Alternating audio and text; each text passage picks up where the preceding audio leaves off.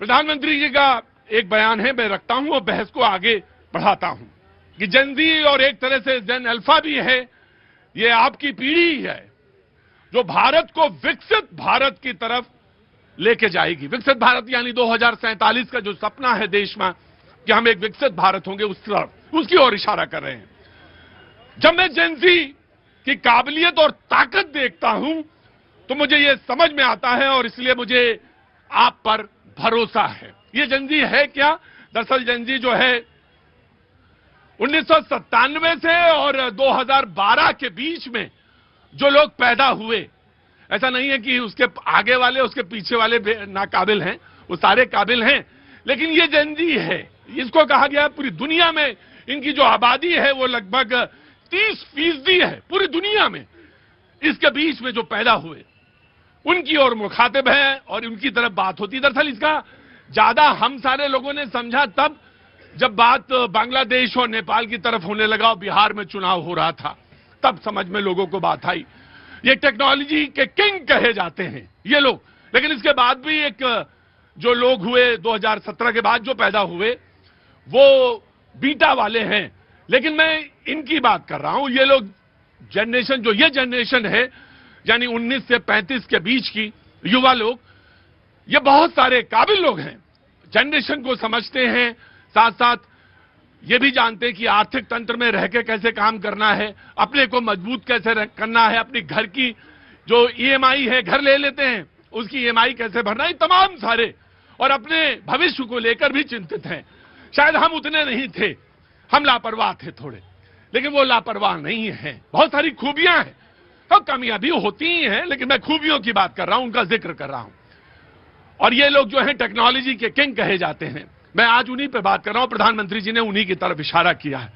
लेकिन राहुल गांधी ने भी कुछ दिन पहले जन जी का इशारा किया था और उन्होंने कहा था ये देश के युवा, देश के स्टूडेंट्स, देश की जन जी संविधान को बचाएगी, लोकतंत्र की रक्षा करेगी और वोट चोरी की रक्षा करेगी, वोट चोरी नहीं होने देगी। ये राहुल गांधी का बयान था जिसको मैंने रखा है। वो पुराना बयान है लेकिन दोनों के सामने लेके आया हूं क्योंकि और एक सार्थक बहस की ओर हम लोग चलें, हम लोग बात करें इसकी बात। तो कौन सा कहां फिट बैठता है इस पर बातचीत होगी। सबसे पहले मैं कांग्रेस के, क्योंकि वो जन जी वाले हैं भी, तो जन जी को उन्हीं को उठाता हूं और वो अपनी बात कहेंगे। एक राहुल गांधी ने बात कही, उसके बाद एक प्रधानमंत्री ने कही। सर इतनी देर थोड़ा सा मुझे मुश्किल होगी सर, ना it is not allowed. Thank you so much. हाँ जी। इस देश के जो पहले से प्रधानमंत्री थे डॉक्टर मनमोहन सिंह जी, उन्होंने कभी भी जेनजी को लेके बोला नहीं था। उन्होंने सीधा जो है शिक्षा का अधिकार इस देश के युवाओं को देने का काम किया था। उन्होंने जेनजी को लेके कभी नहीं बोला, लेकिन उन्होंने इस देश के युवाओं के विकास के लिए ग्रामीण व्यवस्था, ग्रामीण अर्थव्यवस्था को संभालने के लिए मनरेगा जैसी योजना लेकर आ गए थे। उन्होंने जो है नेशनल रूरल हेल्थ मिशन लेकर आकर जो है सबसे कम दाम पे जो है सबको शिक्षा का जो है सबको जो है स्वास्थ्य की व्यवस्था पहुंचाने का काम किया। उन्होंने नेशनल फूड सिक्योरिटी एक्ट लेकर आए, जिससे आज मोदी जी जो है छाती ठीक होके कहते हैं कि भैया मैं जो है 80 करोड़ लोगों को मुफ्त का अनाज दे रहा हूं, तो वो उसी एक्ट के कारण था। मोदी जी बड़ी बड़ी यहाँ पे जेनजी को लेके बात करते हैं। उन्होंने क्या किया? नीट, सीयूटी, एसएससी के पेपर में गड़बड़ी, पेपर लीक, पेपर कैंसिलेशन। 45 वर्ष में सबसे ज्यादा बेरोजगारी मोदी जी के समय पे है। अग्निपथ जैसी योजना मोदी जी लेकर आए कि भैया अमित शाह जी का बेटा जो है वो सिक्योर है, लेकिन इस देश का युवा जो है 4 साल के बाद रिटायर हो जाएगा। ये मोदी जी ने जेनजी को लेके किया है। आज अब मोदी जी जो जेनजी को लेके बोलते हैं तो मुझे बहुत ज्यादा विरोधाभास दिखता है। वो बड़ी यहाँ पे कह रहे कि भैया जेनजी पे उनको बड़ा विश्वास है, लेकिन इसी जेनजी को उन्होंने अमृत जनरेशन भी कहा था। लेकिन वही जेनजी जब लद्दाख में अपने अधिकारों के लिए लड़ती है तो उसी पे जो है उपद्रवी जैसे भाषण बोलने का भी आरोप उन्होंने मोदी जी ने लगाया था जेनजी पे। ये जेनजी को कहते हैं कि भैया भारत का जेनजी पूरे विश्व के लिए रोल मॉडल है, लेकिन यही जेनजी जब बिहार में ठंड में नीट के पेपर लीक के लिए जब प्रदर्शन करता है तो ठंड में उन पे जो है लाठी डंडे चलवाकर पानी की बौछार करवाते हैं। यही जेनजी जब दिल्ली में अपने अधिकारों के लिए लड़ता है, मोदी जी कहते हैं मुझे उन पर भरोसा है, लेकिन दिल्ली में जब साफ हवा के लिए बैठते हैं उनको जो है जेल में डालने का काम करते हैं। तो ये कांग्रेस का पहलू था। मैंने सबसे पहले बयान प्रधानमंत्री का रखा था ना, तो बीजेपी, अब बीजेपी का टर्न। राहुल गांधी जी भारत जोड़ो तोड़ो यात्रा 3000 किलोमीटर तक कर आए, लेकिन जिस दिन मनमोहन सिंह जी का 100 अंतिम यात्रा के लिए निकला, वो अपने घर से 6 किलोमीटर पैदल नहीं चल पाए। या ये कह सकते हैं मतलब डबल स्टैंडर्ड मनमोहन सिंह जी के लिए था, क्योंकि मनमोहन सिंह जी जब तक काम वाले थे तब तक ठीक थे, 2004 से 2014 तक मतलब बहुत ईमानदार थे। आज तो मैंने वूलन कोट पहना है, लेकिन मनमोहन सिंह जी रेन कोट पहनते थे नहाते टाइम तक, क्योंकि खुद कोल मंत्री थे। कोयला घोटाला उनके मंत्रालय में हो गया, 2G 4G सब हो गया, लेकिन प्रधानमंत्री साहब थे। चलिए ठीक है, जो चला गया कोई बात नहीं।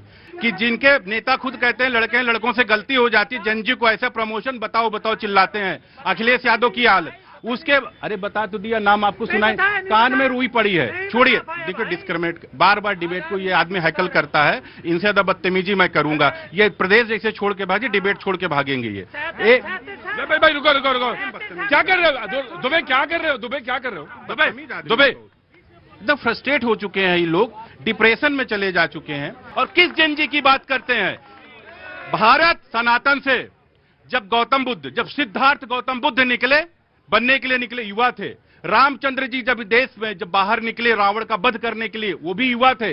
जब आपातकाल के विरोध में इस देश का पिछड़े समाज का बेटा निकला नरेंद्र मोदी जी, वो भी युवा थे। जब इस देश में क्रांति हुई, चाहे महात्मा गांधी, चाहे विवेकानंद शिकागो में गए, युवा ही थे। ये युवाओं में ताकत है। आज युवा जहां भी खड़े होते हैं, चाहे बॉर्डर पे खड़े होते हैं, चाहे टेक्नोलॉजी में खड़े होते हैं, चाहे एजुकेशन में खड़े होते हैं, हर जगह जाते हैं। Right taken your point. पहले भारत में मुझे याद आया आंकड़न कितना युवा है ये जेनजी, लगभग 37 करोड़ से ज्यादा का हिस्सा है, और पूरी दुनिया में सबसे ज्यादा आबादी युवाओं की वो यहीं पर है। Of course you want to से समथिंग। छत्तीसगढ़ बीजेपी शासित राज्य, उड़ीसा बीजेपी शासित राज्य, उत्तर प्रदेश बीजेपी शासित राज्य, तमाम जगहों पे इनके जो कार्यकर्ता थे, समर्थक थे, वो जगह जगह जापे वहां पे सांता क्लॉज को, क्रिसमस ट्री को तोड़ने का काम कर रहे थे, और मोदी जी वहां पे चर्च में जाके जो है वहां पे अपना ड्रामा कर रहे थे। आप ना, ये शब्द नहीं लूंगा मैं ये शब्द देखिए मैंने मोदी जी के लिए तो अलग बात है, मैं ये कह रहा हूं जो चर्च में जाता है वो ड्रामा नहीं करता, चर्च में श्रद्धालु जाते हैं। And you please mind your word, please मैंने किसी की श्रद्धा पे आप आवाज न उठाएं। मैंने पहले ही कहा, मैंने पहले ही सेंटेंस में बोला कि इसलिए किसी की नहीं, ना तो आपके पास कोई बैरोमीटर है ना मेरे पास कोई बैरोमीटर है। सर प्लीज यू नो, मैं किसी का कुकृत्य है, अगर कोई कुकृत्य कर रहा है तो मैं उसको क्रिटिसाइज करूंगा, लेकिन अगर कोई सतपथ पर है तो यू कैनॉट डू दिस। मैंने किसी की श्रद्धा पे यहाँ पे सवाल नहीं उठाया, लेकिन तो आपने कहा अगर आप ड्रामा नहीं, अगर आप यहाँ पे जो है जाएंगे, अगर आप जगह जगह पे जाके, अगर आपके समर्थक, आपकी पूरी आईटी सेल, आपके बीजेपी के खुद के नेता बयान देंगे कि भैया जो है क्रिश्चियनों की आबादी इतनी है लेकिन इतनी छुट्टी क्यों दे दी जाती है तमाम चीजों पे, और मोदी जी वहां पे जाते हैं, तो इसलिए सवाल उठा क्योंकि कटनी और करनी में अंतर है। लेकिन एक बात बड़े सारे लोग हमेशा ये हर चीज पे इन लोगों को मोदी जी को, क्योंकि जो मन में जहर और नफरत है ना, वो निकल के चला आता है। राहुल जी के मन में जो जहर और नफरत है, जानते हैं इनको कितनी बड़ी नफरत है भारत के हिंदुओं से। राहुल गांधी जी जब भारत जोड़ो तोड़ो यात्रा कर रहे थे, इनके यात्रा में वो पादरी था जो ये कहता था कि भारत की धरती पर अगर मैं नंगे पैर रख दूं मेरा पैर गंदा हो जाएगा, और उसको ये भारत तोड़ो जोड़ो यात्रा में। जी वेरी क्विक